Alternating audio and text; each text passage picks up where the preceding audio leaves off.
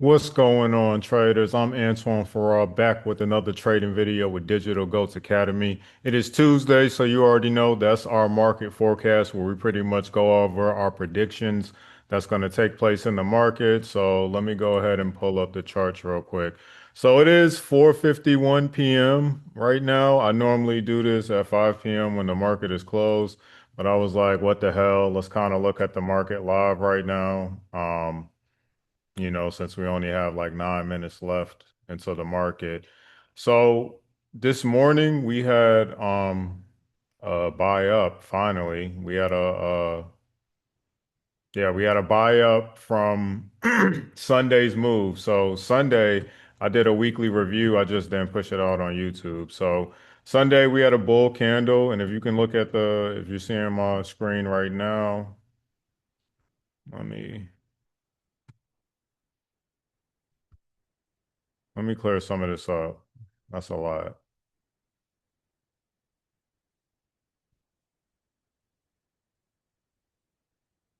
Anyway, so this was Sunday's candle. So Sunday's candle was a bull candle, and that candle actually brought us up. But what's unique, not only just about this candle, is that where it fell to, right? So price slightly gapped down Sunday. It did a slight gap to the downside, but it wasn't really nothing to brag about. But it met with the prior Sunday, not prior Sunday, like 3 Sundays ago. So March 8th. This was on a Sunday, and that was basically support created. Now, we've talked about this pattern over and over, and what's been happening is that price has basically been violating this pattern because our predictions were originally that price was going to continue falling, right? I did look at price to possibly go to 45K. It doesn't look like that's what's going to go on right now because if you've been looking at indices, they've been lining up with cryptocurrency. We just had a bull run from Bitcoin just now where it actually just broke that resistance that it made. Well, it started pulling back, but overall, based off the technicals, price is going to end up breaking the high of that resistance that it made currently. So I think that's going to obviously influence indices, and this is where we have potentially this turnaround. One thing that I've seen about indices is that last year is that anytime indices create a form of structure, you rely on it. So if it creates support, you rely on that. If it creates resistance, because it's normally going to do that pretty, I wouldn't say spot on or evident, but just based off of how Sunday reacted, that told me that the market was going to try to buy up. But I did still leave the option open that were we trying to look for sells? No, the market straight pretty much blast through that. So that was my indication that, yeah, well, what day was this? I think this was the indication. Sunday. Yeah, Sunday was my indication that, but obviously you still got to wait and see how the market is going to react. So once the market violated this pattern, I knew that we probably were going to buy up. And as you can see yesterday, after it bought up, what did it do? It corrected itself, pulled back slightly to the high of this pattern, or you can just say our favorite, our favorite area that indices likes to target.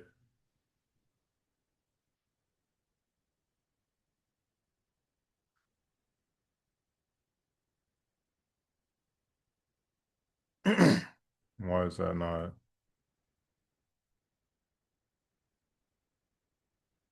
Let's do that. Consolidation, right? So I actually had this marked up and go figure, it comes down here and tests that area and then bounces up this morning. So we had another bull run that actually broke up out of this high. So look at the sequence. The market is breaking high. Now, the one thing that I've been using with the 945 candle is seeing the amount of pips the market has been correcting every time like we get past 945. So if you see yesterday, almost 5,000 pips, so 4,700 and I mean 706 pips. And I think today we'll kind of see a reaction just like that. And we're already close there to like based off of yesterday.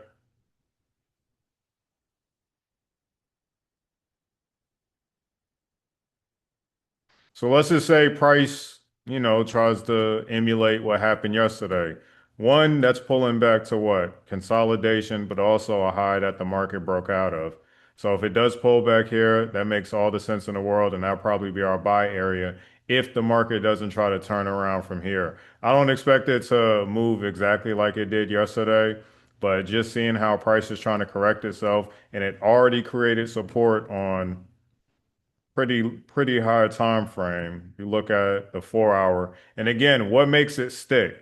You got to turn it to a line chart so you can see, okay, um, is this true? You know what I'm saying? The line chart pretty much confirms that's price action. This is a buy up, or this is a sell down. So seeing that we have two dips right here. This is the lowest form, not to mention we looked at this pattern that the market violated. We test this area to keep the bull, and we got bullish today. We're looking at a bull trend coming, getting ready to rally up. And I think since we got that interest rate decision that's coming out tomorrow, that's definitely going to add the momentum we need for the market to actually buy back up. And I think that's going to actually bring oil down. I know oil's been fluctuating between like today, like 94 and 96 price point. As far as like US oil, I don't know what UK oil's been doing or whatever. What do they say? I don't know what Brent oil's been doing today. So I've only been paying attention to US, but it's been fluctuating, and I think it's actually getting ready to come down because there is a gap that the market left. So if you've been looking at oil and you've been looking at indices, you've noticed that as oil has risen, indices have fallen. So now we're seeing indices start to rise, but we're seeing oil kind of consolidate. I don't expect oil to just drop. I expect it to struggle to drop. You know what I'm saying? Slowly start dropping, but then that's going to feed into indices starting to get back bullish again. Because if you look at the stock market is starting to turn around. Obviously, that's going to add, an impact or have an impact on indices. So just looking at this price action, just a technical analysis move, I think that we're going to buy up probably either towards London. Hopefully, we can do it at post market. So we have 2 minutes left until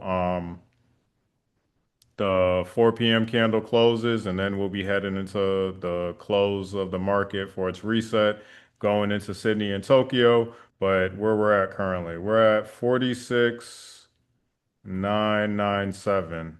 Now we broke above 47,000 today. So I think the highest point we reached was yeah, like 47,400. So 47,400 was the highest place we reached. We have to break that tomorrow. And I think that, well, I'm looking forward to the price breaking that tomorrow during New York. And then when we get the interest rate decision, it might add like a lot more momentum and then do some type of crazy pullback because it brought the market up. But just be in preparation for that. We seen that last year. Like to me, anytime Jerome Powell talks, I think that the market is, I mean, anytime that the market has already given us like a predetermined move and Jerome Powell's about to talk, I believe that that's just going to add to the momentum of what price action is trying to tell us. So since we have support here on at least an hour time frame, let's see.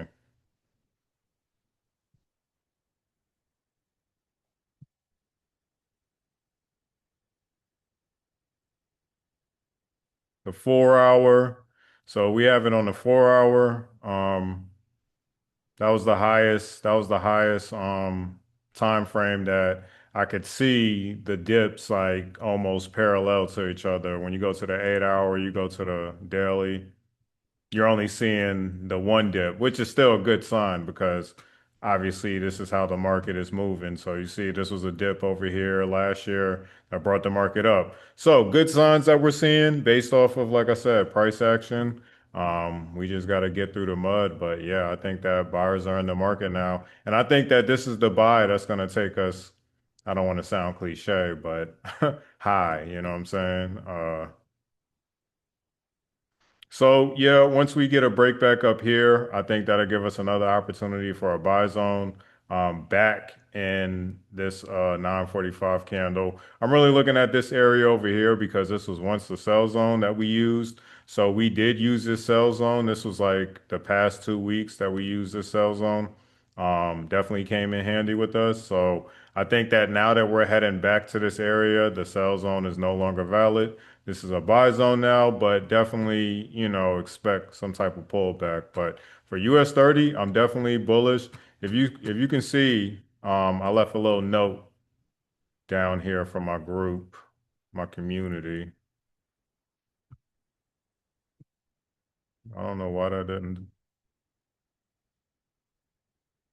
So I've seen this candle last year, and I'm not gonna go into too much detail with this, but I've seen this candle last year, and a candle like this sticks out to me, especially when price action is moving in an uptrend. So the fact that I am seeing an uptrend or uptrend momentum, and I've seen this last year where because a candle like this was produced, your expectations is what? Price should come back and collect that because that's probably like a gap, definitely a gap here, or that's probably like liquidity left over that the market will probably try to target. So I don't think that the market will try to target this because this area is support. Not to mention, I can go into like other reasons when I look at S&P and Nasdaq. But my main concern is that this is support. Even if I draw this down a little bit, you can see it's equal to each other. And then when you go on, when you turn it to a line chart, you can see that there was a dip. It's not equal as far as like the representation on the line chart, but I think on the 4 hour was. Yeah, on the 4 hour. That's close enough, like on the 4 hour. But either way, it doesn't have to be that parallel. It just has to be in the same price area, you know what I'm saying, or the same price zone where the market could, turn around, buy up or sell off from. So yeah, I think that buyers are in the market now, and I'm hoping this is the move, like I said, that's going to take us way above this resistance because we didn't create true resistance up here. Like we didn't have the market like buy up again and then start to fall down. I do think that we'll get that type of reaction when we get up here, but I think that price is going to blow through this. I think that we're going to continue the trend that we were continuing from last year. Like the market was overall bullish, and this is kind of like our first sign. Well, this is like the first time that the market actually tried to correct itself since we've been bullish from last year. So this is kind of like what we wanted to see. And I did have the expectation that price would try to push down here. The only thing is, will price try to either test the high or create support on the daily,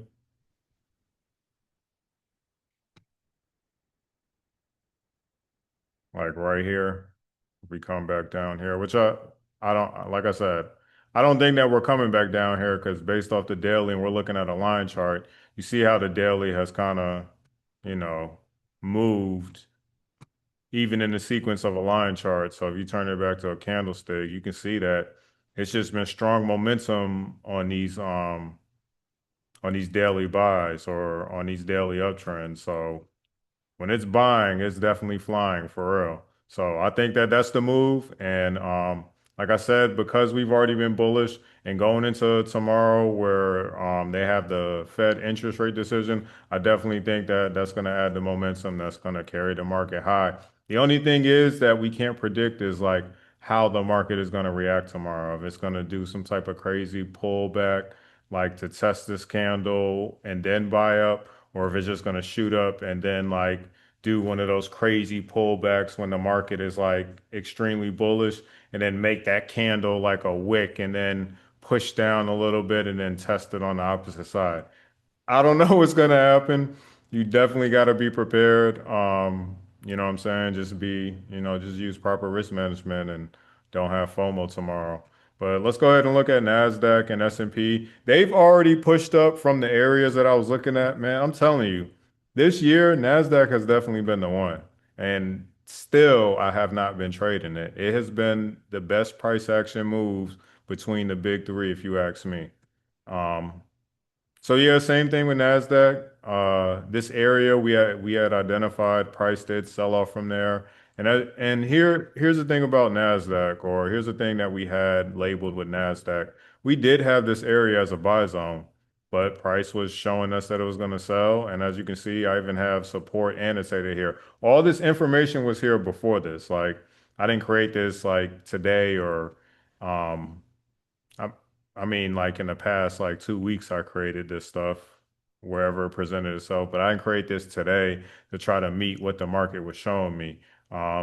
The only thing I did was pull this information forward, you know what I'm saying? So this was support, and as you can see, since it's already labeled as support, good for us, right? We can treat this thing as support, and you can see based off of the Sunday candles, yesterday's candle, wait, today's Tuesday.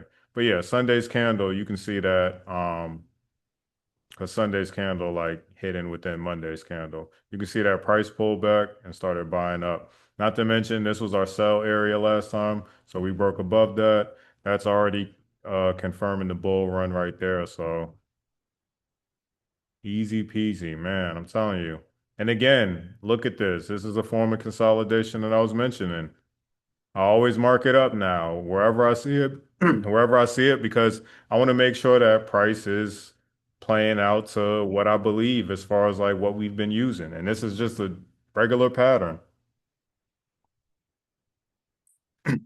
You got consolidation moving up, right? So I boxed that in, broke out today.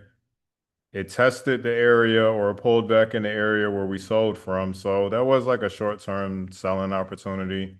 You can even see that it faked out to the upside. But after leaving that wick, I knew that price was going to fill this.